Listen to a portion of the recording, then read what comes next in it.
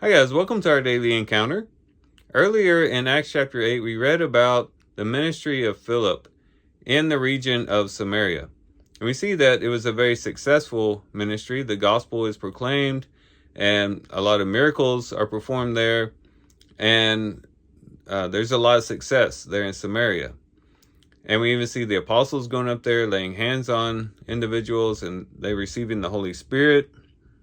And then we saw yesterday that they then go down back to Jerusalem, and it's presumed that Philip himself went back down to Jerusalem. And it's in Jerusalem that the angel of the Lord appears to Philip. In verse 26, it says, "But an angel of the Lord spoke to Philip, saying, 'Rise up and go south to the road that descends from Jerusalem to Gaza. This is a desert road.'"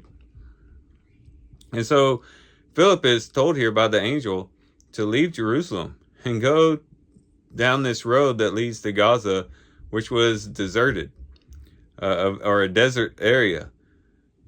In other words, he's being told to go from a place where there is great possibility for ministry, where things are bustling, where, he just had a great successful ministry in Samaria and a lot of people are coming to the Lord. And there's so much to do there in Jerusalem. And now he's being called to go down a road that is in the desert. There's a road that is in the desert. And we don't know what was going through Philip's mind here, but we can only imagine that perhaps Philip is saying, wait a minute, I'm supposed to leave all of this activity and possibility to go down a road that is a road in the desert? But we don't see that in the text. All we see is that Philip is obedient and he goes. And it's because he listens to the angel of the Lord and he goes down this road that he encounters the Ethiopian eunuch, who then will take the gospel down south and play an instrumental role in the gospel spreading in the far south, all the way down to Cush, or better known as Ethiopia. And so he's going to go and spread the gospel there. And it's all because Philip was obedient and going down this road where it looked like there was no possibility of any type of positive thing coming out of it. And oftentimes we find that we too are called to go from Jerusalem down the road to Gaza, and that it is a desert road. At least, we think it's a desert road. Like, we think, well, why is the Lord leading me in this way? It might be a situation in which we are maybe isolated in some way.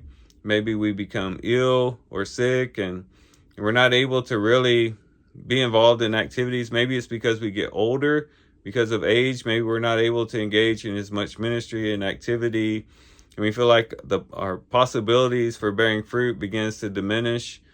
It could be that the Lord moves us into a more isolated location. It could be a lot of different things. It might be that we go into the dark night of the soul. We go into an emotional state that seems to be a road that leads through the desert.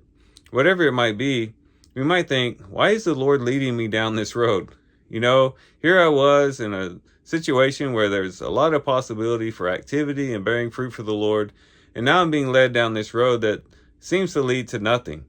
That seems to be a desert road that has no possibilities whatsoever. It's very important for us to trust in the Lord, no matter where he leads us.